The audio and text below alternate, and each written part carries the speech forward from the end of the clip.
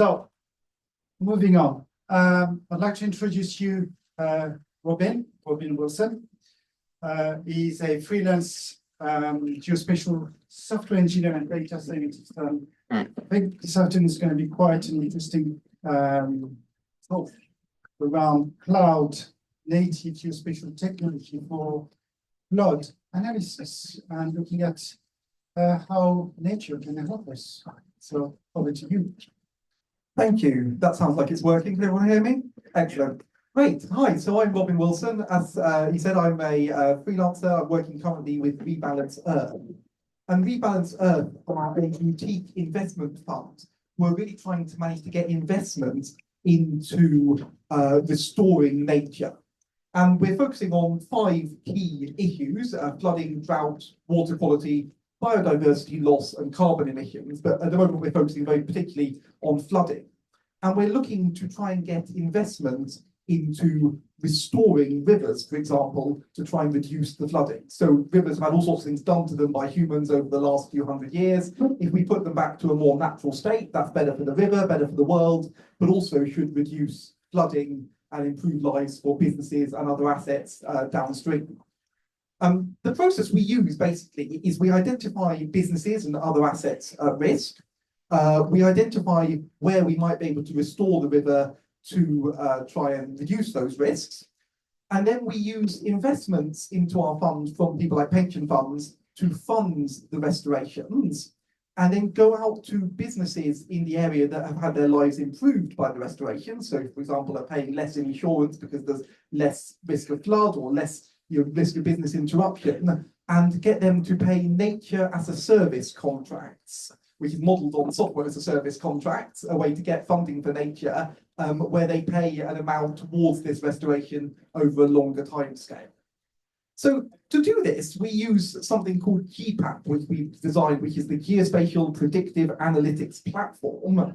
And basically that allows us, it's a web app and system that allows us to look and see what assets are at risk under different scenarios and try and identify opportunities for this restoration to take place. So basically what it needs to do is provide a range of asset locations. So that's things like buildings, roads, but also substations and businesses and so on. Provide a range of potential flood areas. We're using data from the Environment Agency, but also running data, running models, hydrological models ourselves. Combine the two to assess the risk under various different situations. And then we're going to extend this in future to also deal with sort of secondary flood risks and financial value at risk and so on. This is an example of what GPAP looks like. So we've got a web map in the middle there. On the right-hand side at the top, I don't think my laser pointer won't work on the screen, but on the right-hand side at the top, you can choose different types of flood scenarios and different types of businesses.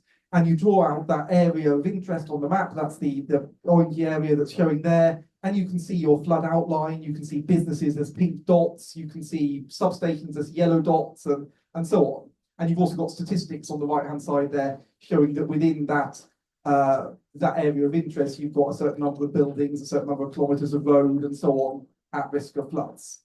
If you zoom in a bit more, you can see more of the detail. We've got the individual buildings there. We've got individual businesses and so on. And if you click on a business, you get various bits of information about the business, which can help us decide on the nature of the business, the size of the business, and whether they're likely to be able to pay one of these nature as a service contracts to contribute to this restoration. You can also zoom out and do heat maps, which is quite nice to see where there's a concentration of businesses at risk. And very importantly, you can do comparisons. So here we're looking on the left-hand side at the sort of business as usual, the standard where we are at the moment, flood risk from the Environment Agency. On the right, we've done some simulations to try and reduce the river flow with some work further upstream, some restoration work, which will hopefully lead to a smaller flood area, which you can see on the map there, and you can see the number of businesses affected drops significantly. So from a geospatial perspective, this might sound quite simple. What we're doing is basically just intersection. We're taking, in this case, the pink outline here, which is our flood outline. We're overlaying it on something we care about. That could be businesses, substations, buildings, whatever. And we're identifying the ones that come within the flood outline. But we're doing this with lots of data, we're doing this at a national scale, and we're doing it with lots of flexibility, with lots of different flood outlines and different assets, data sets, and so on. And we're also dealing with some rather badly created polygons, which I'll talk about a bit later on. So we're using a cloud-native approach to doing this, working with data sets stored on cloud storage or in cloud databases, and accessing them and generating things on the fly as necessary. Just to get an idea, who here has come across or used Mapbox Vector Tiles or similar? Okay, pretty good number of people. And who has come across automatically generating on the fly raster tiles, XYZ standard raster tiles? Okay, cool. So yeah, we're doing this on the fly computation because there's lots of different options that we might want to choose. We can choose different flood outlines, we can choose different types of businesses in different areas. We don't want to generate it all up front and store it when we can generate it actually quite efficiently on the fly as we're doing this. And I'll show you about how we do that in just a moment. So the various components of this system are, the key one is the database. We're storing all of our data, all of our vector data in a PostGIS database, basically just a table per layer of data. So a table full of buildings, a table full of substations, a table full of businesses, and so on. And those come from OS Open data, from Environment Agency, flood zones for the flood outlines, and so on. And we've got all of that for the whole of England. And we're loading data in using standard GDAL tools, OGR to OGR. I haven't found a faster way of getting data from something like a GeoPackage into a PostGIS database. But the one little tip here, if you're loading into a database table that already exists, OGR doesn't default to the most efficient way to load into Postgres. So you need to turn that on by using that config option, pg use copy, and setting it to yes. That uses the Postgres copy command to load the data in rather than loading it in a row at a time very inefficiently. And of course, you need to remember to put sensible indexes on your data. We're then using Titiler, which is a lovely Python application which generates raster tiles on the fly from cloud-optimized GeoTIFFs. So for those who aren't familiar with cloud-optimized GeoTIFFs, they're a particular type of GeoTIFF, compatible with all normal GeoTIFF software, but they have a table of contents at the beginning and they're tiled internally, which means you can just fetch the bits you want over the network rather than downloading the whole file. And that means we can run this dynamic tiling very efficiently, even on quite large scale data sets. So basically the approach we take is we run a hydrological model, we get out the water depth output, that's the one we're interested in for the flooding, we convert it to cloud optimized GeoTIFF, stick it on blob storing, and then as soon as it's there, Titiler can just access it, just been given the URL to the file, it can access it and generate on the fly tiles to be displayed on our web. And that's a bit of what it looks like. This is an area in Plymouth. This is showing water depth over an industrial estate in the northeast of Plymouth. We're also using this to assess opportunities for river restoration, because it's all very well knowing there's lots of businesses at risk, but we need to find some way of restoring the river to improve the flooding.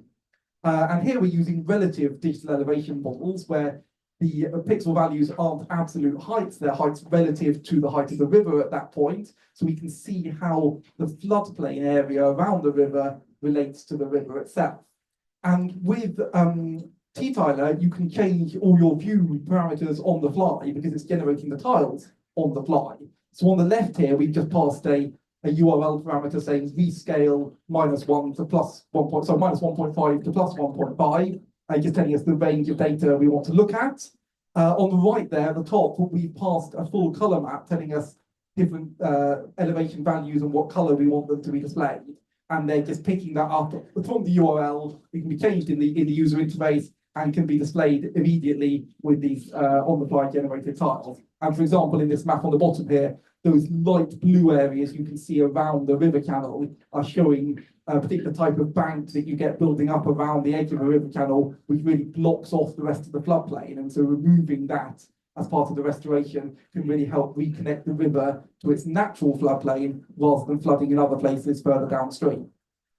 For vector data, we're using Mapbox Vector Tiles, which is basically the same approach, but for vector data. So you take your vector data set, you overlay your tile grid, and you chop everything up into little tiles. But that does mean that your single polygon that you've got in your original data set could end up as multiple little polygons in little tiles.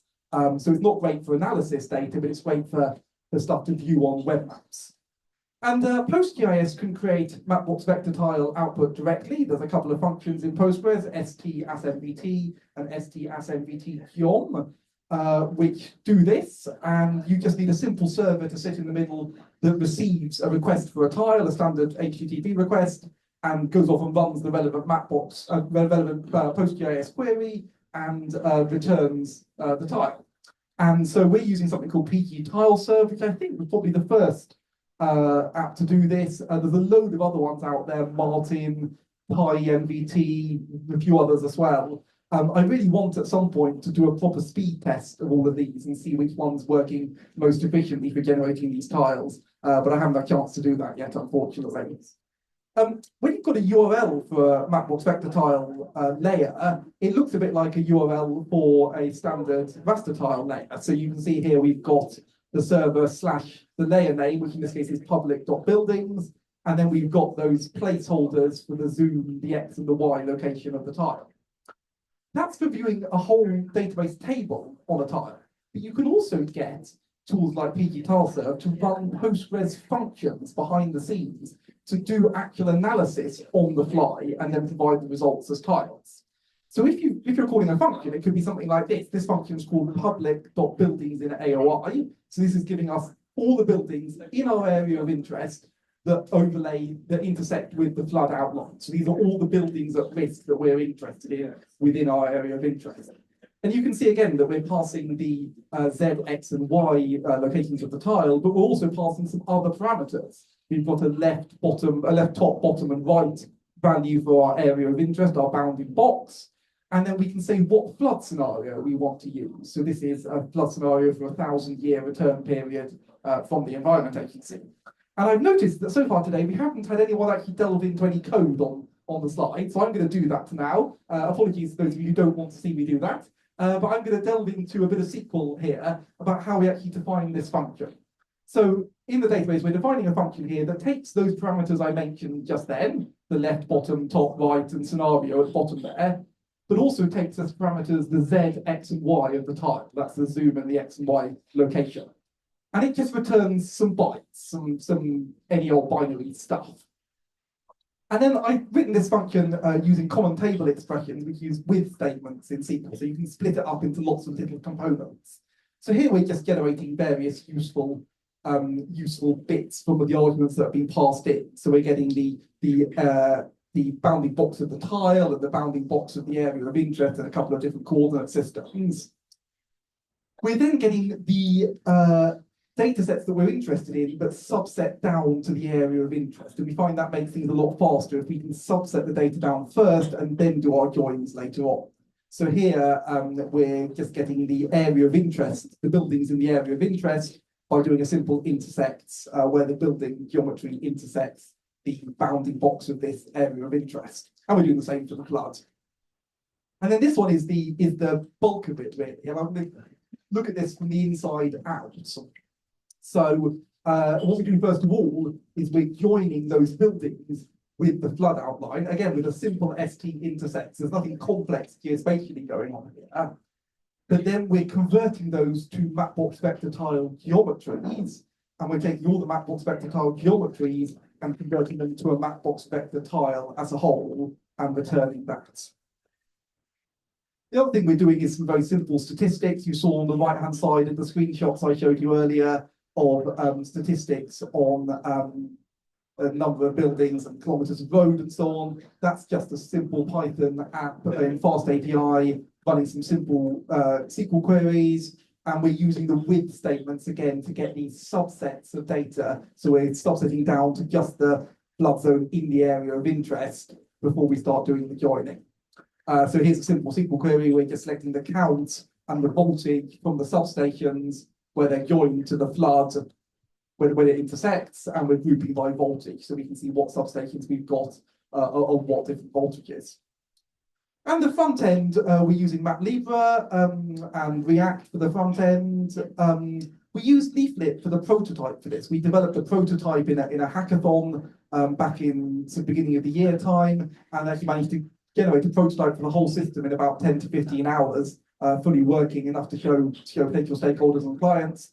And Leaflet worked really well for that. I quite like Leaflet's API. It fits my worldview quite well. It's quite easy to use, but it doesn't seem to work particularly well with Mapbox Vector Tiles. I find it hasn't got some of the functionality I want. For example, if you're panning around a map and you pan away so that one of the tiles that you've requested you no longer need, it doesn't sort of cancel that request, so it's not being processed anymore. It just kind of lets that carry on in the background and take up extra time and resources that you don't need. And it's just not so easy to use. So we switched to MapLibra.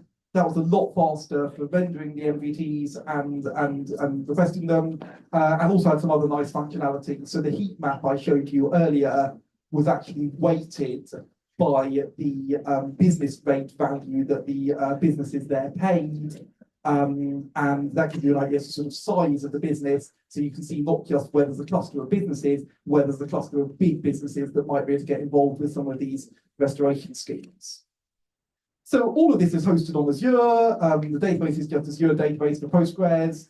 Titiler is a Python function app that connects to a file in blob storage. PG Tile Server is a container app connecting to the database, and Asset Queries is just a Python function app running SQL queries. So it's all quite simple from a cloud perspective. So just before I finish, I've got 5 minutes left. I'm just going to talk about a couple of other things we found doing this. So the Environment Agency flood polygons are a bit crazy. They overlap each other in various places in strange ways, but the biggest problem was that some of them are just massive. So this is one single polygon you can see on the left-hand side of the screen there, stretching pretty much halfway across the country. It had 1 million vertices, and it was in the sort of, because it was in that curve shape, if you look at the bounding box for this polygon, it's massive. So when you try and intersect anything with this polygon, loads of things that aren't going to intersect the polygon come within its bounding box. And so your nice efficient spatial index really doesn't work very well. So what we did was use the wonderful ST subdivide, which is a Postgres function that takes polygons and subdivides them into lots of little polygons that have a maximum of a certain number of vertices each. I think the default is 256 or 512 or something. So that takes something like that, and you can see we've got these lines in the middle, these straight lines, breaking this up into lots of polygons. But that significantly sped up all of our intersection work. Just a few other things about Rebalance. So as part of my work with Rebalance, I'm very proud that we've started and agreed to an open source manifesto, which is on our website, saying that we really want to promote open source, and we want to try and release as much of the stuff we're doing as open source code and open data.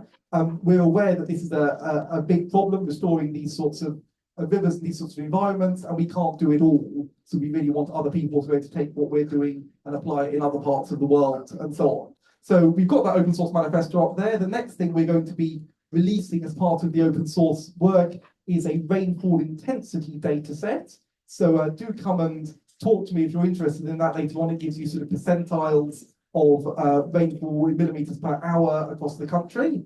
And also I was talking to somebody earlier about, we're debating about whether we can put together some kind of open stack catalog for Environment Agency LiDAR data.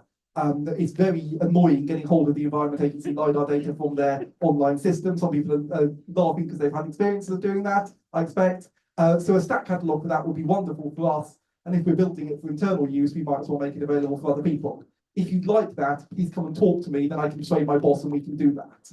And just one last thing about Rebalance, we're running a hackathon, which is starting a week tomorrow. Called the GeoTAM Hackathon. It's entirely remote, entirely free to enter, and there are prizes of up to £2,000 for the winning team or winning person. Do have a look, scan the QR code or go to the URL or come and talk to me afterwards. It's about estimating business turnover from various data sets, and there's a lot of geospatial aspects to that as well. So if anyone wants to take part in that, please come and see me, and that'd be great to see you there. Thank you very much.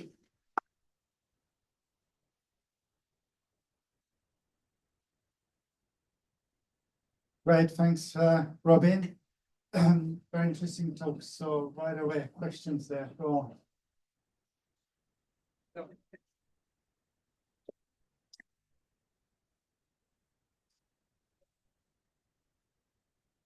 Thanks very much, Robin. Great presentation. Big picture question. You touched a little bit on companies getting involved with this and willing to put money into this. has that happened yet? What's the kind of feedback from companies that are saying, give us your money? Yeah, so we're focusing on a couple of areas of the country at the moment, and we're starting to talk to individual companies that are interested. Some of them are asset owners, so maybe electricity companies that own substations or water companies that own water treatment plants. But we're also talking to a range of other companies of various sizes, and we are getting some interest, definitely. We've had investment already from pension funds who are interested in the whole process, where they can, if they're a local government pension fund, for example, they can invest in something that is going to benefit their local area and get a return on it over the longer time scale, which is what they're looking at. And we're confident we're going to get businesses signing up to this. Thanks. Any more questions? Sam, go on. I had a question. Yeah. So Titiler, in the past, I think you would have used maybe an OGC publishing server to take your base raster data and serve that as tiles. You're bypassing an OGC server entirely by serving them on the fly with Titiler. Is there any scenario where you'd go back and use an OGC server, or is this the way forward now? I really like this approach. I like the way forward. It's very, Titiler itself is lightweight and easy to understand. I must admit, I find some of the OGC standards and some of the OGC servers a bit over complex for some of their applications. Although Titiler does fit with some of the more modern OGC standards around web tiles. But I really like the on-the-fly nature of this. It means we can provide a really nice interactive experience in the browser. For example, when we look at flood depth data, we can threshold it at different heights. You're only interested in flood depths of over 50 centimeters or a meter, and we can do all of that live, rather than pre-generating tiles or pre-generating whole map views. Yeah, looks really neat. Nice. There's someone over here. Any more? Yeah. Yeah, thanks, Robin. That was a very interesting talk. I was just curious where you got your business data from. All the other data sets are open, I noticed, but the business was conspicuously not. Yeah, so getting reliable business data in the UK is really quite difficult. There's a lot of different potential sources, but they're all very difficult to match to each other. And then you've got the perennial problem of UK address data, which is a whole thing that I'm not going to start ranting about, although I did end up telling the General Ordnance Survey what I thought about it the other day. But anyway, we're actually using a data set called Open Local at the moment, which is a commercial data set, relatively cheap actually, which combines business rate data from lots of different councils, most of it open data, and does a lot of checking and comparison and tidying of the data. And at the moment, we're using some of the business rate information to give us sort of proxies for company size or company value. Because obviously, if we turn up to a little corner shop run by a couple, they're probably not going to be able to invest in something like this. But if we go to a large warehousing company that's got lots of stock at risk in their warehouses, that's far more likely to be a productive conversation. So that's the kind of business data we're using. But we're very much open to other business data sets. If you know of great business data sets, please come and tell me afterwards. Oh, more.